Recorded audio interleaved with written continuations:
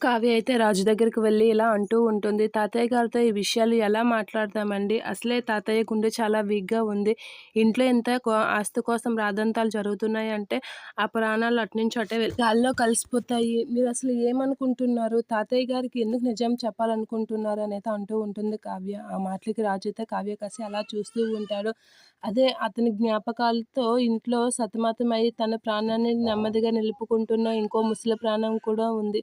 ఆ ముసలి ప్రాణం ఎంత అల్లాడిపోతుందో అనేది అనుకుంటున్నారా తెలుసా మీకు? అయినా మీరు ఏమనుకుంటున్నారు? మీరు ఎందుకు ఇదంతా చేస్తున్నారు అని చెప్పేసైతే కావ్య అంటూ ఉంటుంది. మీ నాన్నగారు అన్నట్లుగా ఇల్లుని ముక్కలు చేసి ఆస్తి పంపకాలు వేసేస్తే తాతయ్యకి ఈ విషయం తెలిస్తే ఆ తాతయ్య ఎలా అయినా తట్టుకోగలరా? ఇదంతా ఆపండి. మీరే ఎలా అయినా ఆపాలి అని చెప్పేసి కావ్య అంటూ ఉంటుంది. రాజు అయితే కావ్య కాసి అలా చూస్తూ ఉంటాడు.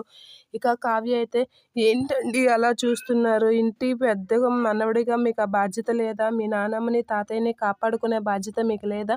ఇల్లు ముక్కలవ్వకుండా మీరు ప్రయత్నం చేయకుండా అలా చూస్తున్నారేంటండి? అనైతే కావ్య అంటూ ఉంటుంది. ఇక రాజు అయితే కావ్యతో ఆ ప్రయత్నం చేసి నేను విసిగిపోయాను. నేనెంత తల్లాడిపోయానో, ఇంతకాలము కలిసి ఉంచడానికి చాలా ప్రయత్నించాను. కానీ ఇంట్లో వాళ్ళు ఎలా మాట్లాడుతున్నారో నువ్వే చూస్తున్నావుగా.